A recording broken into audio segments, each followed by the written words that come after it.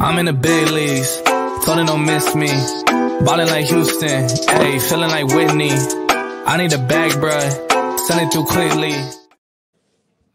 All right, welcome football fans, USFL fans, but most importantly, Houston Gamblers fans to Gamblers Table Talk. This is episode 2 of season 3, and I am absolutely excited to talk to Jakari Robinson, the first free agent signing of the Gamblers in this offseason between season 2 and season 3. Jakari, how are you doing, man? I'm doing great, man, and I appreciate you having me on. It's an honor for sure.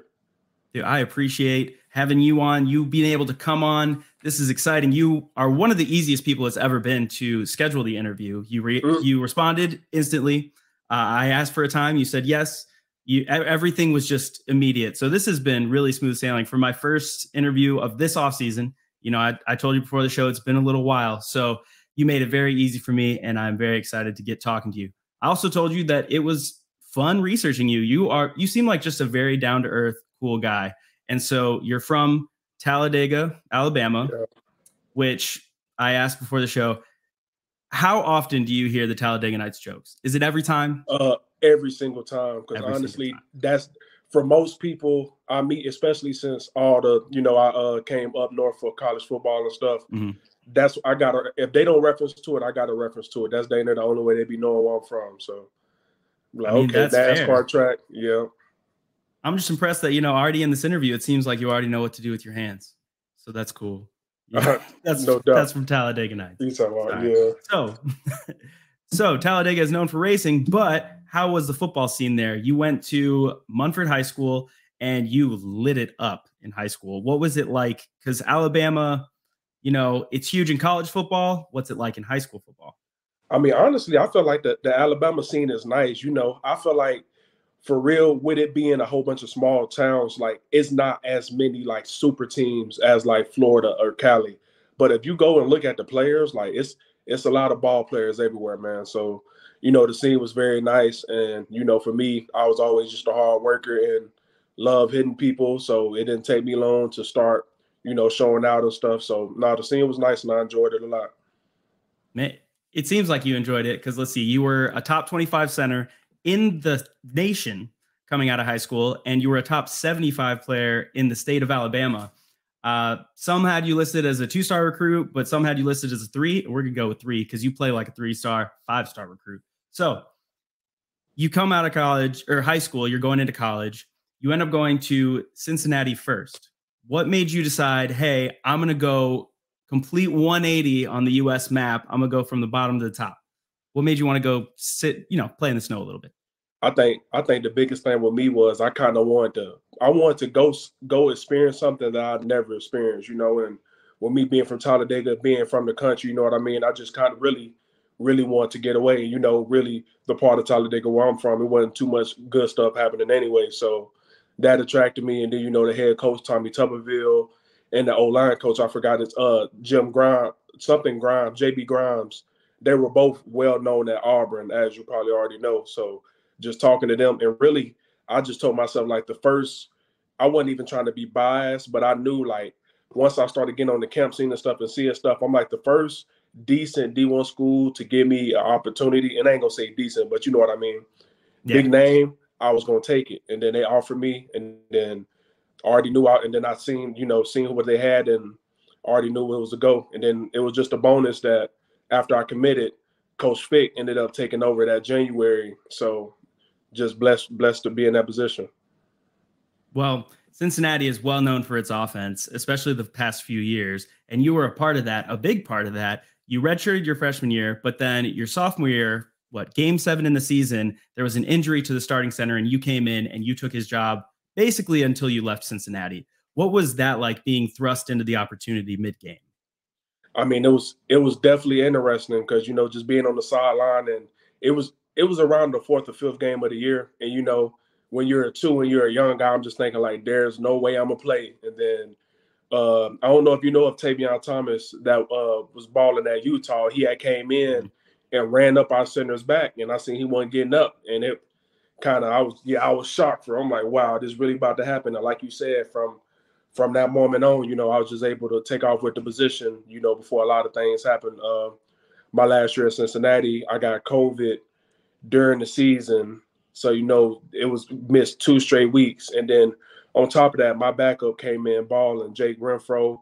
He just transferred. He's going to be starting center for Wisconsin this year. So, as you know, Coach Fick recruited a lot of talent, man. So, but no, my experience in Cincinnati was great. Got to play against a lot of great guys, so I definitely blessed for it.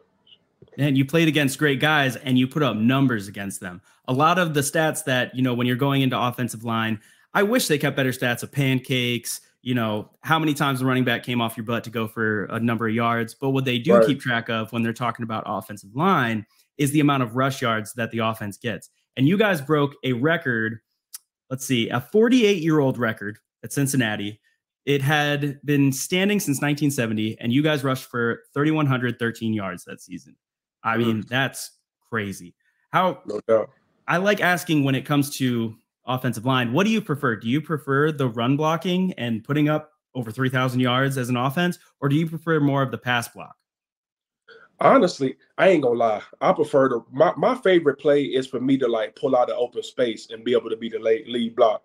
So of course I'm gonna say the run, but I'll just say the run because it's just like when you just running that ball whenever you really feel like it, and it gets to the point to where the defense knows, that's a feeling that you can't make that feeling doing anything else in life. Just when you're out there on that field and the defense just looking at you and they kind of know it's over with. We out there doing whatever we want to do. So I would have to say run, but in general, I love it all because with me being I'm 6'1", so a lot of people be thinking oh, they get some space in between us, they're gonna be able to do something. And then when I snatch them up, it just always creates a lot, So with me being a shorter O lineman, I like to thrive on coming at people and aggressiveness and stuff. So honestly, I like it all. So.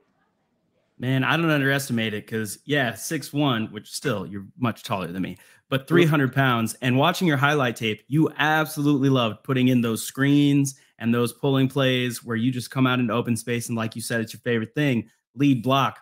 There's one play that you had in particular against Boise State when you were at Cincinnati, and you put it in your highlight tape. And it wasn't even a ridiculous block because the guy saw you coming at him and he made a business decision. And he just... He let you go right into the end zone. He was like, okay. Oh, yeah. You talking about UCLA game. Yes, there you go. Yeah, UCLA. Yeah, that was I'll never forget that block. From that point on, I'm like, okay, I can really do something with this, So yeah, it was definitely my favorite thing to do is ain't nothing better. Even my last year at Bowling Green, after every game when they pulling up the PowerPoints and stuff from the game, and you're looking at the explosive plays, 20+ yards. I love to pop up in that category. I love screens, all of them. Any delayed plays where I can get out of space, I want it. Where I'm gonna know where I'm making my block, and you can just feel the energy when somebody cuts off your block and the crowd gets louder, and where you just know yeah, he's gone. Oh yeah, and not only that, they even mentioned in the broadcast that you put in there, you ran a 4.940, which is blazingly fast for an offensive lineman. That's ridiculous. So you get out there in space, and not only are you powerful, but you bring the speed. And if I know anything, it's momentum and velocity, or what is it? Speed and weight and velocity. That equals momentum, and you are carrying a lot of momentum. I did a lot of physics. I should know that, but yeah, you were powering through dudes. I mean, especially if it was a linebacker, it wasn't even a chance. That guy was getting blocked, and then that one guy in the UCLA game that you mentioned, your favorite block, he literally just made a business decision. They showed it in the replay, and you could almost see it on his face that he was like, yeah, I'm good. But from there, you played 29 games at Cincinnati before you transferred, and you played 7 games at Memphis. What was the reason for wanting to go from Cincinnati to Memphis for a season?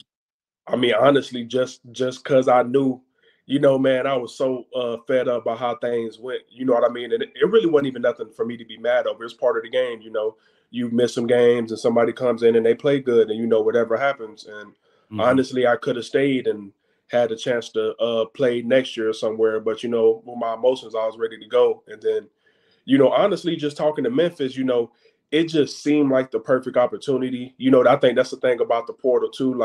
Sometimes you don't never know what you're getting yourself into, because, with some stuff, it's some stuff I'm not going to say on there because, it ain't no hate or nothing like that. But, I thought it was a perfect situation. And then I ended up coming in and, they kind of already had a guy who they were really leaning on. So, they used me at times when they needed me.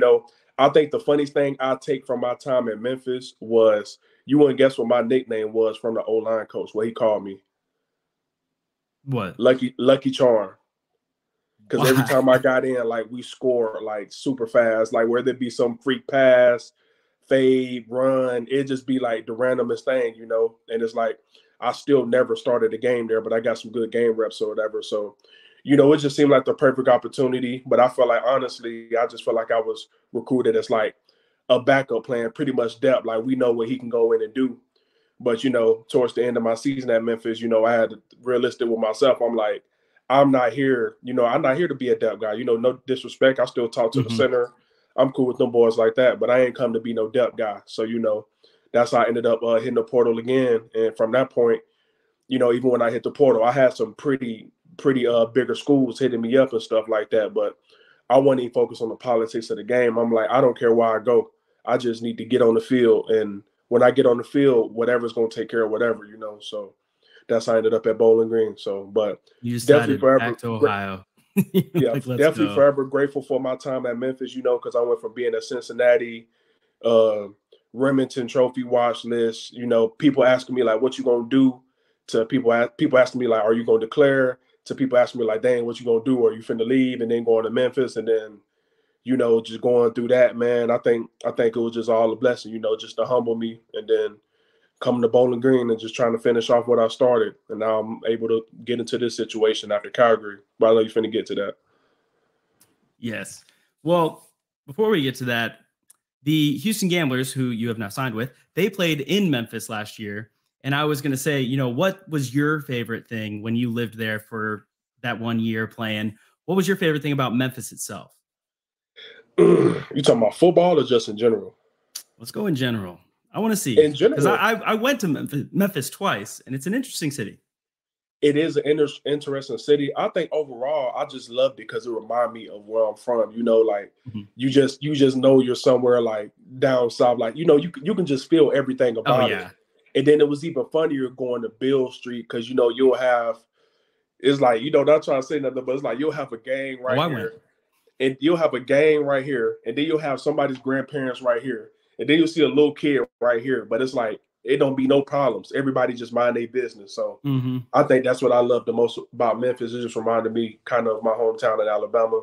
And football-wise, I ain't going to lie, man, that Liberty Dome is nice. Playing in that Liberty. Nice.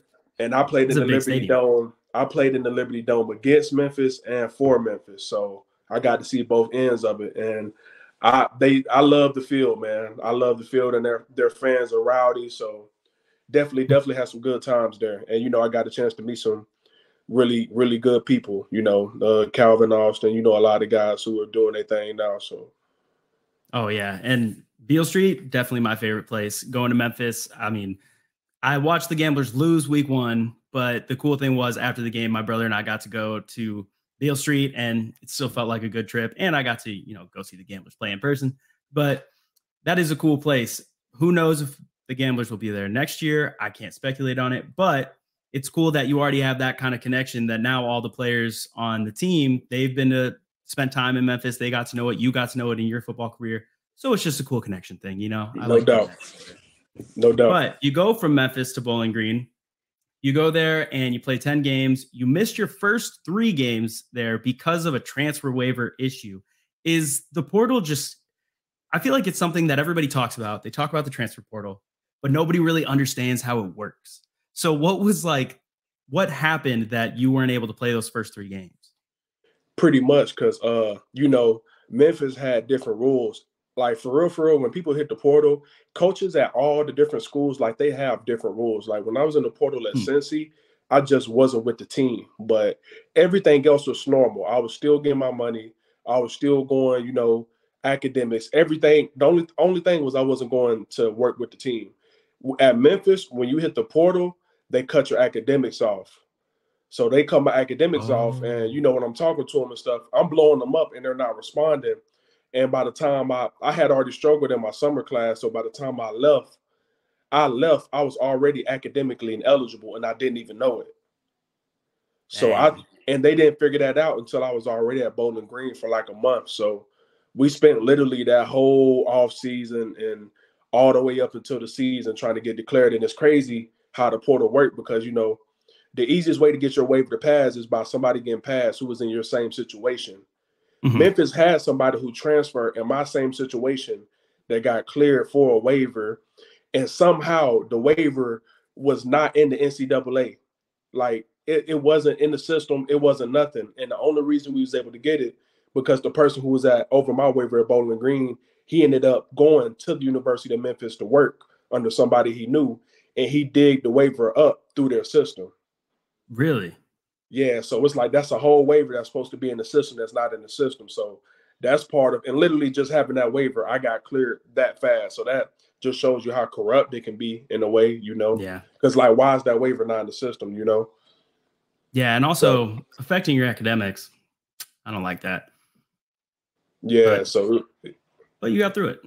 Yeah, luckily I already had my degree from Cincinnati, and you know, it was just crazy with me getting cleared because I had been practicing with the scout team, you know, really just being a good teammate, you know, like I'm not finna be negative, I'm finna have fun, you know, it's my last college season, and literally I got cleared when we got off the plane at Mississippi State. We're riding on the bus, and like my teammate was like, "Bro, you cleared?" Really? I'm like, "What?"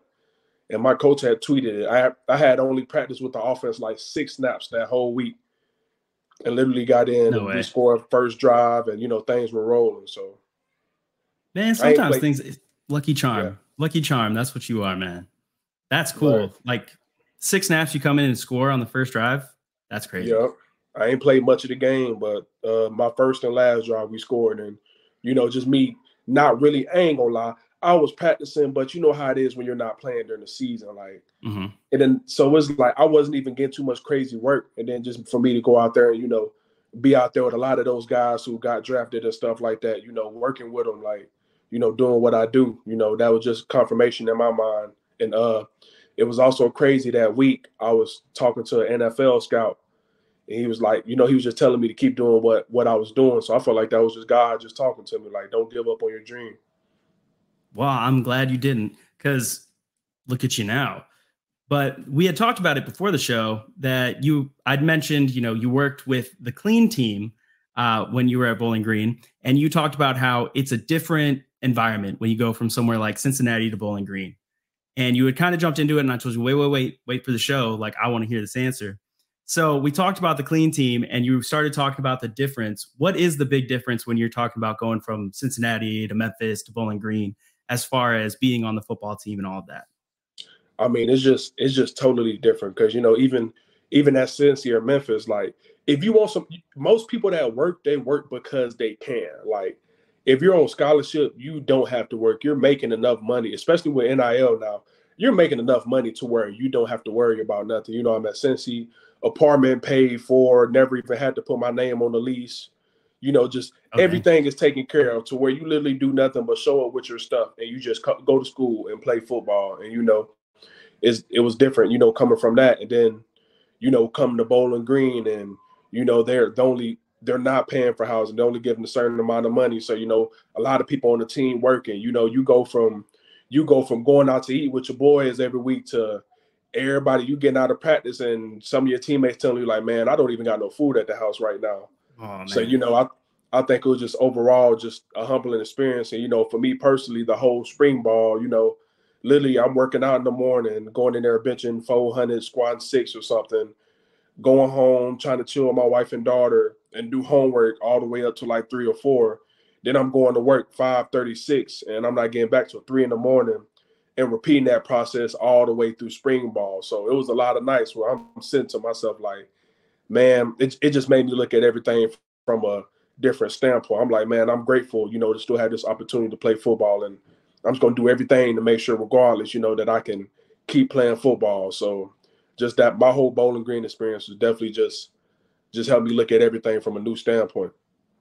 Man, and you had some great examples of that new standpoint and that you really are just salt of the earth. Like, I'm going to get it done no matter what the circumstances. And I have a video here that played at the local news in Bowling Green. You might know which one I'm talking about, but I'm going to play it here for a second. No doubt. Despite my past or whatever, I'm not in no fancy facilities. I don't got no $100,000 trainer, none of that. I'm all out here by myself, man. So I think just embracing the process and being grateful for what I do have. I might not be in Houston, Miami, whatever, but one thing about it, I got to heal. I got my past, and I got myself. Man, that is the coolest video.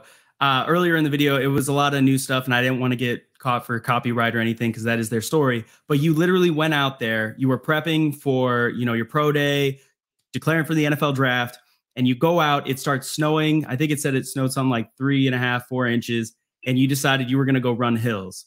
And I just wanted to ask, what was it like? What made you want to go grind like that out in the snow when you're talking about, other people are in Miami, in Houston, doing these ridiculous workouts with all the equipment in the world? What made you go out and just grind on a hill? I think the biggest thing was really just my upbringing with my mom and my granddad and everybody, growing up, mom working 2 or 3 jobs. I'm with grandma all day because granddad working too, like just seeing them work. I mean, even my granddad just died in December. He dropped dead in the factory because he knew work was bad for his health, but he just didn't want to stop, but just that mentality overall rubbing off. I always been, even when I was in elementary school, I used to be running sprints in the front yard, throwing the football up, running to go get it, doing push-ups till I couldn't no more. In high school, I watched like a lot of like Bo Jackson videos and stuff like that. I was trying to do like 400 or 500 push-ups, 600 bodyweight squats, and 600 crunches a night, just doing all this and still doing my high school workouts and stuff. So I think just the whole mentality and my whole upbringing just raised me, to just no matter what the circumstance is, just do what I can do and just control what I can control.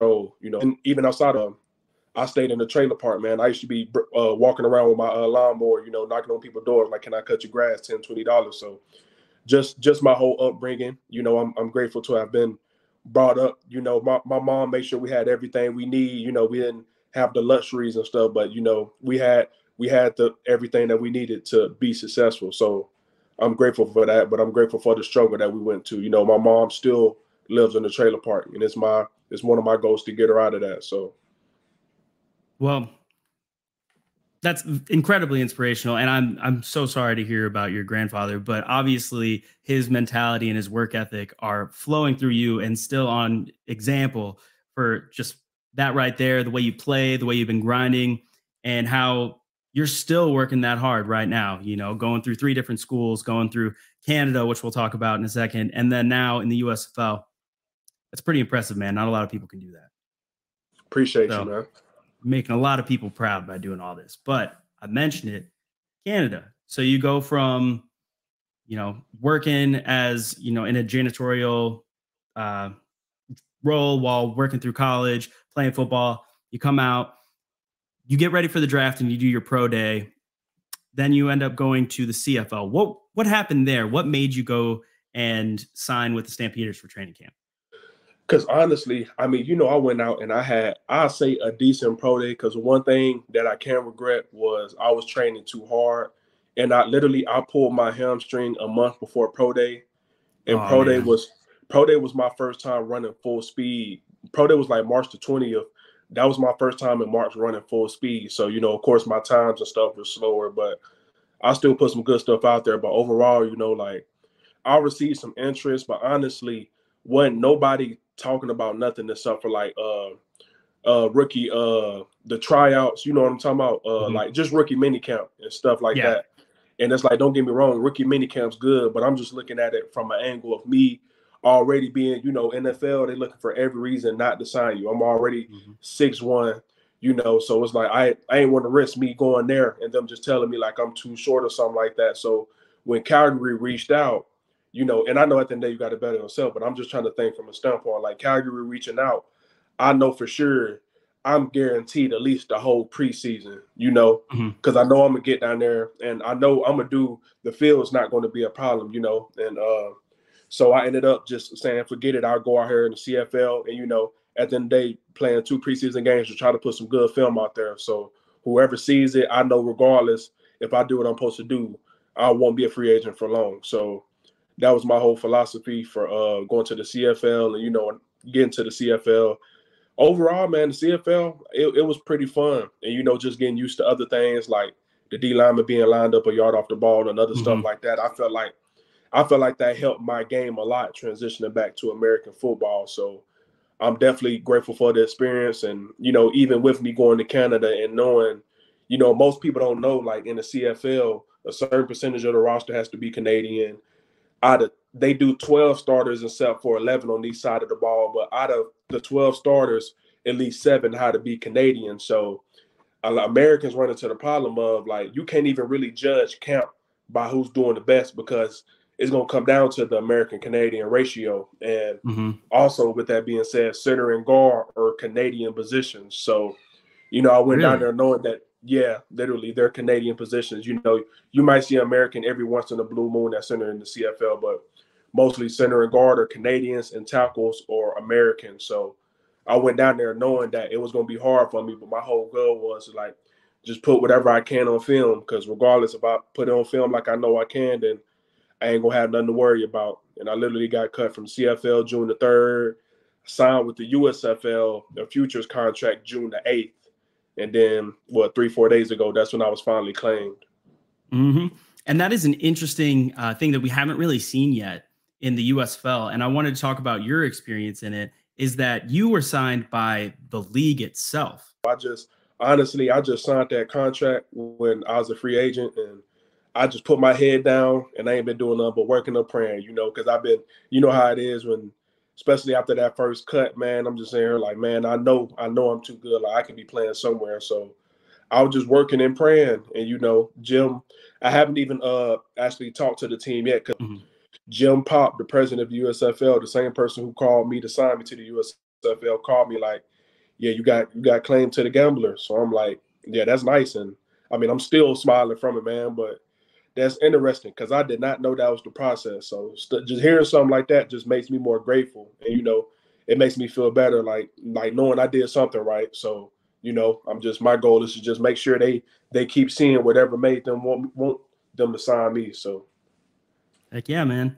Man, hopefully I was allowed to say that. I don't know if I was, but oh no, you good. I mean, at this point, I'm signed to the team. You talking about the signing? Yeah, that ain't gonna be nothing. But, and like you said, that stuff that's just now happening. You know, with these leagues being new, it's new rules. I feel like, or something. New things all the time. All the time. So, you know, stuff like that is what's going to attract more fans and stuff too. Because it's funny because, you know, a few of my boys were a few of the other players picked up. So.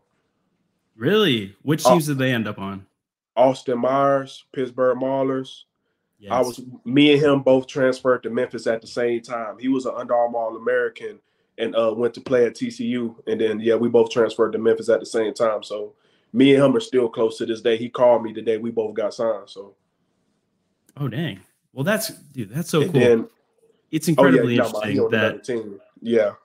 But it's incredibly interesting that, you know, Jim Pop, he wasn't even with the USFL in season 1. He came in season 2, and now he's doing these new things, these new ways to sign players, to find talent. And it's just interesting to see how it's all playing out. Because like you said, this is all new. Everything's new. This is the first time we're going into a season 3 since 1983 of the USFL. So it's really cool stuff. But you said Austin Myers, and then who else? Austin, and I gotta look. He was the only one on that list, but I know I got a few friends who play in the USFL. Dude, that's too cool. And I mean, you go up to Canada, get some. I love that you decided, you know, I could go to a rookie mini camp, or I could go to the CFL and get some actual snaps and get preseason games, because that's such a big difference that a lot of people don't talk about. It was just in a video this week that Dan Campbell, the head coach of the Detroit Lions, talked about how, you know, sometimes a guy will come into a rookie minicamp and he gets cut right away. You send him up, he goes and plays in Europe or in the XFL or the USFL. He gets real game snaps. And that's the only way to really accelerate your learning process and your career, to, you know, show what you can do and that you are getting better, because you can do as many camp snaps as you want. It's not the same as a full speed, you know, snap. And so I love that you made that decision and that you already had that wisdom in yourself saying, this is what I need for my career. And man, it worked out. That is so cool. And I absolutely love that. One of my biggest goals, was just being realistic with myself. And although I know I had the talent, I had to think like I was doing good at Cincinnati. People were starting to know my name.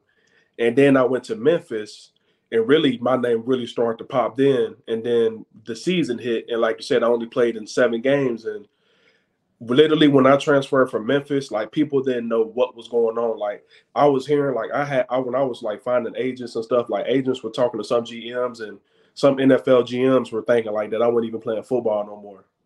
Really? Because after my season at Memphis, I came to Bowling Green, missed 3 games because of a waiver. But keep in mind, I mean, coaches bringing it up, but for the most part, half of them just with me not playing in general. You know what I mean? That makes it easier to just scratch my name off the list or just forget. You know what I mean?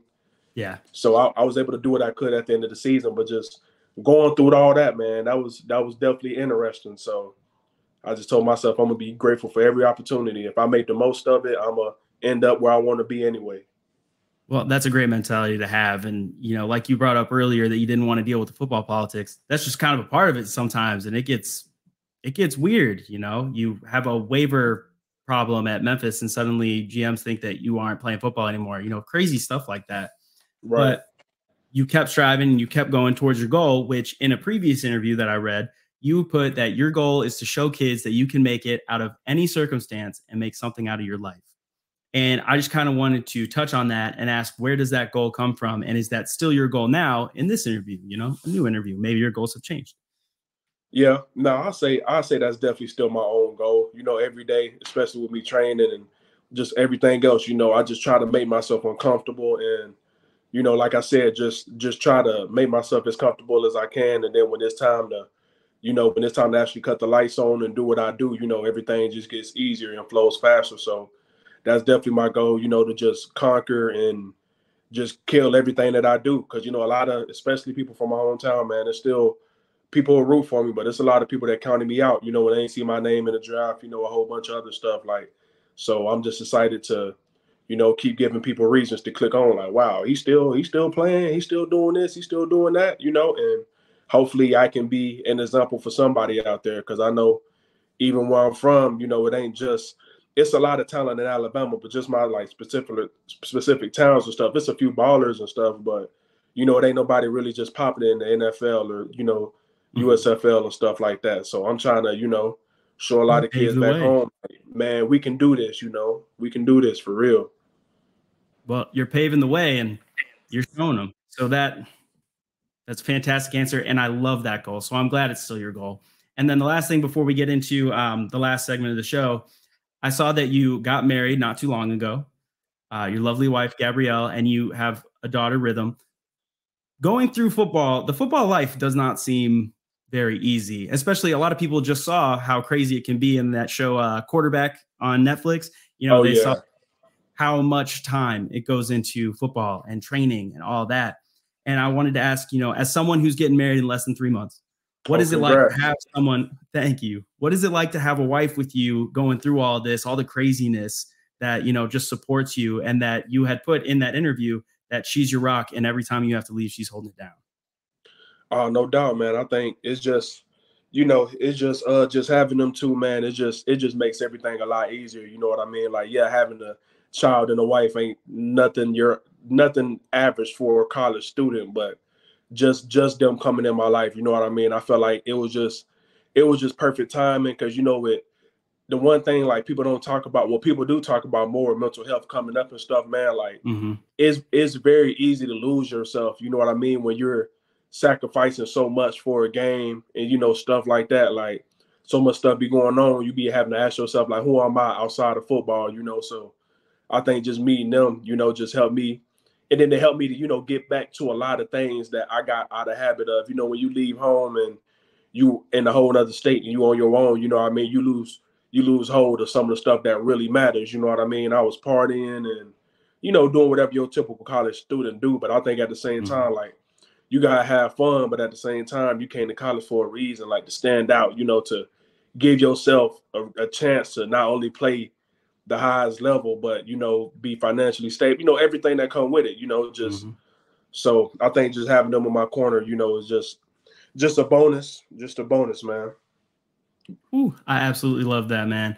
And I gotta say, I always say that the women in a football player's life is the most patient woman on earth. Because even just covering the game like I do, I barely travel. I just do a lot of interviews and shows and stuff. It takes a lot of patience. So I can't imagine being an actual player.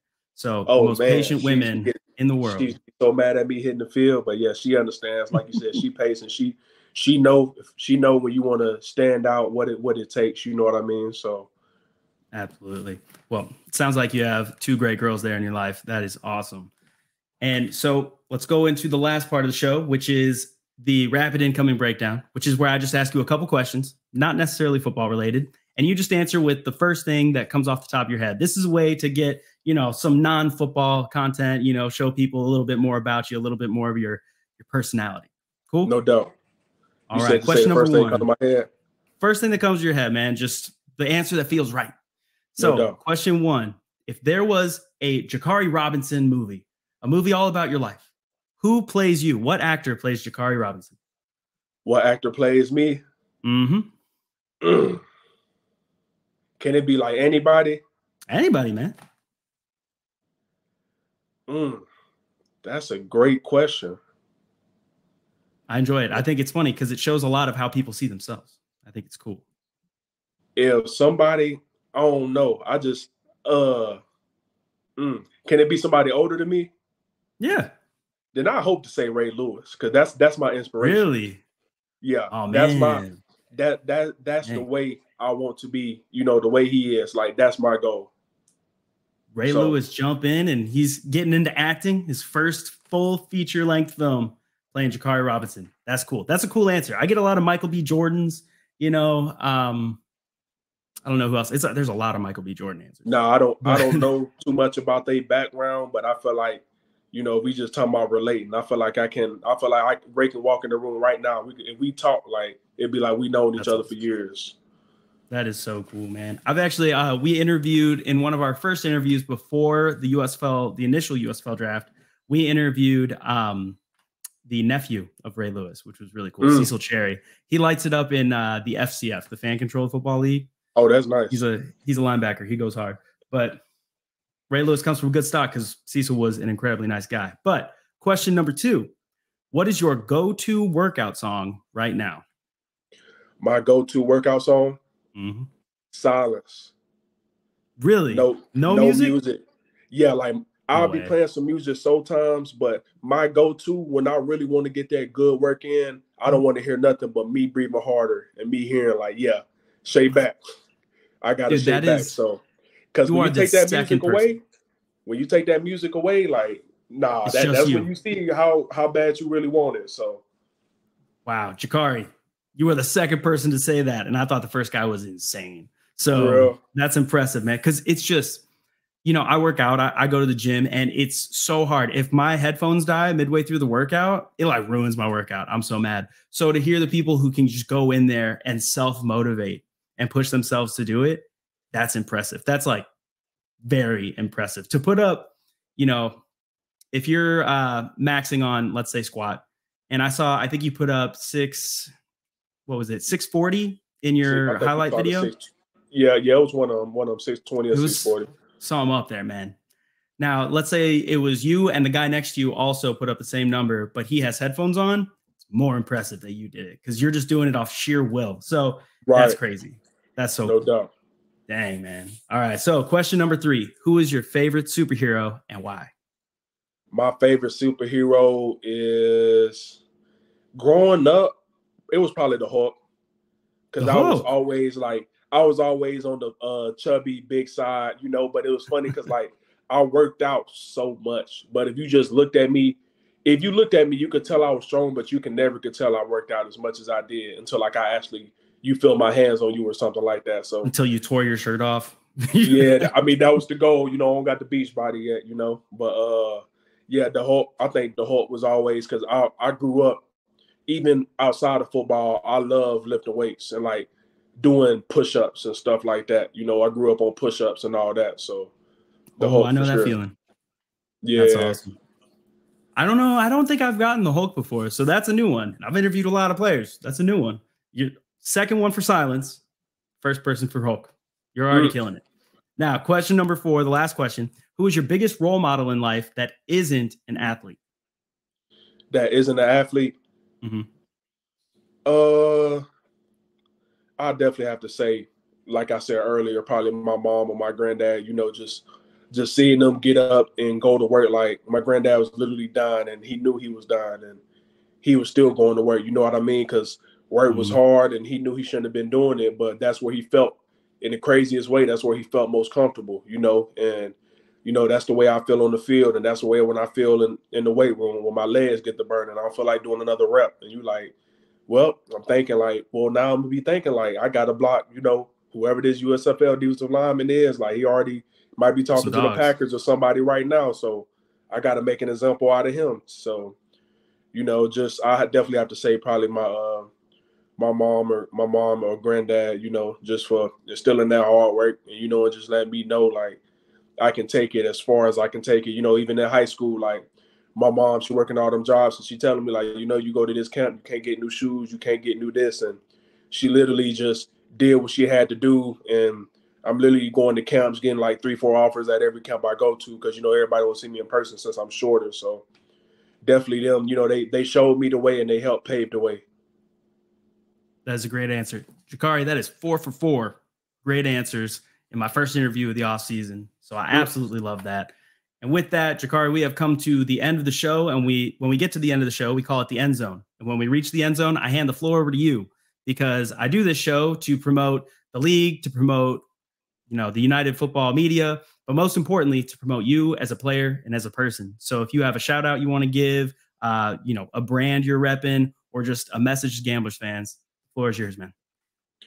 I mean, got to shout out my mom and grandma, you know, the whole family, my wife, Gabrielle, daughter, Rhythm.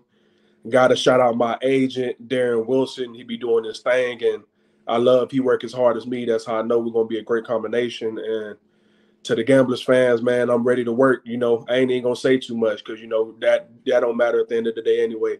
I'm just ready to get in them trenches and get to work and see y'all on game day. Ooh, that is a good answer. I absolutely love it. Jakari, this has been a fantastic interview. Thank you so much for coming on the show. I cannot wait to see you get in the Gamblers black uniform with that red G on your helmet, man. I got it up behind me. I got it on me. I got it on a ball behind me. Love that logo, and I can't wait to see it on you. Sure. No doubt. I can't wait to put it on, man. I really appreciate you having me on. Heck yeah, man. Thank you for coming on. So, everybody, this has been Episode 2 of Season 3 of Gamblers Table Talk with the newest offensive lineman, center, Jakari Robinson, first free agent signing of the offseason. Many more to come, but he started it. So thank you all for watching. Hopefully you enjoyed this. Go follow Jakari. I had all his stuff on the bottom here, his Twitter, his Instagram, and his YouTube. If you want to go see the stuff I was talking about with his highlight video, go check that out. And make sure to subscribe to him, subscribe to us. Y'all have a good day. Jakari, thank you. Appreciate you, man. I'm in the big leagues, told her don't miss me. Ballin' like Houston, ayy.